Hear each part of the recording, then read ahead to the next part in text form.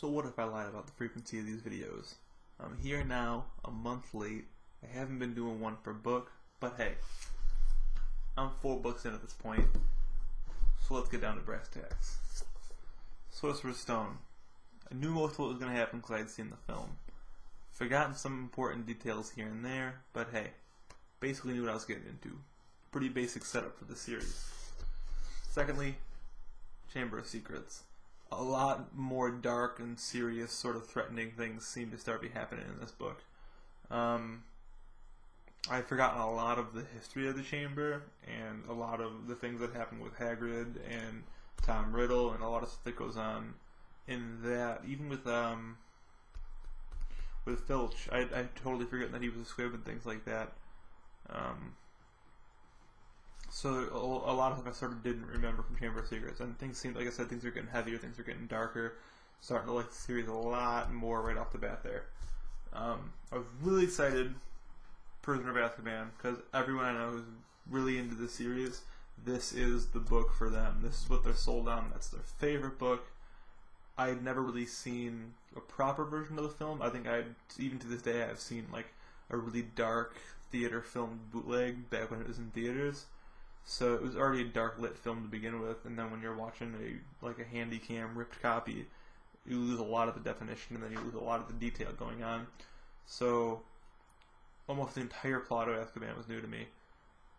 Really sold on it. I think it's sort of, from what I can tell, it's a tipping point of the series where 1's a lot of background layer, 2 you're sort of starting to get the complexity of the relationships of these characters and these people, and then 3, shit just hits the fan, and you sort of get a tipping point where things start to get a lot more serious, and it leads into a lot of the events that you're going to see in Goblet of Fire. Biggest problem I have with the series, the only problem I have with the series, is that Harry's absolutely rich. He has tons and tons of gold back in his Gringotts vault, and yet he lets Ron suffer through worrying about taking finals with the Broken Wand. And when Malfoy buys his way onto the Slytherin Quidditch team with Nimbus 2001s, he's worried that they're not going to be able to compete when he's got tons of money. He could, if Quidditch is like the one thing that matters to him more than his friends, or the one thing that matters to him apart from his friends, I guess I should say, you think he'd want to win, and he'd just use some of his ridiculous amounts of money that he's not using for anything but school stuff to get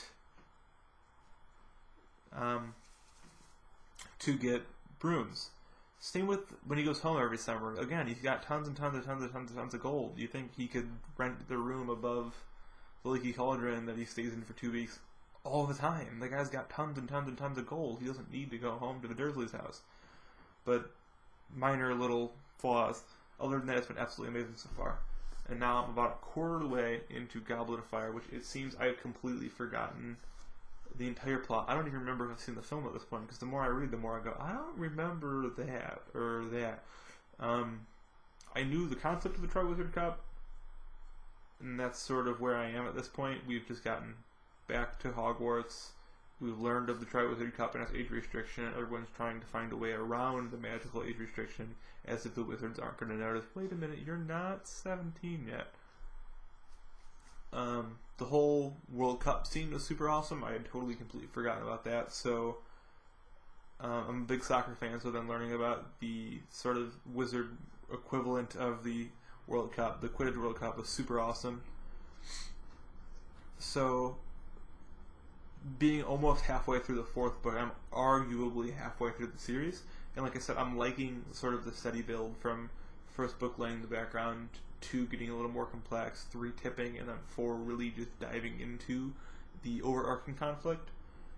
So I'm really enjoying the series so far. I joked last time that if this was anywhere near as good as everyone said it was, I would have a Harry Potter tattoo, and bam, Deathly Hallows right next to my Mickey Mouse within a month of reading the books.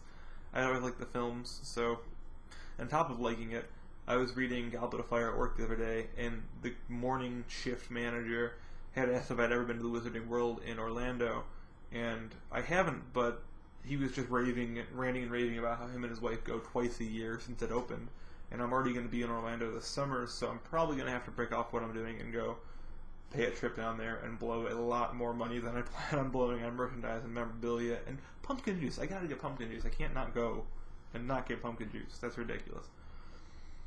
So that was a really quick, really muddled and confused and poorly lit run through of the first 3 books and my place in the current 4th book. Hopefully I will be able to do a End of the Goblet of Fire review and more in depth on the other books. I just wanted to get this out there because I had announced the series and then never went forward. I've just been super busy with work and Grand Theft Auto and Breaking Bad and Walking Dead, and Arrow's now on Netflix, so I'm watching Arrow. I'm reading this. I'm editing a podcast and another vlog. There's just a lot to do. So I apologize for not doing videos earlier. This is just going to be a real short and sweet. This is what I've done. These are my general overarching thoughts, and then from here on out, hopefully I will be able to provide more frequent and more in-depth videos and reviews. So that's where I am so far. Like I said, hopefully by the end of next week I'll be able to do another video. Now I'm sort of rambling, so I'm going to go. So there we have it so far. Halfway through the series. We'll see what happens.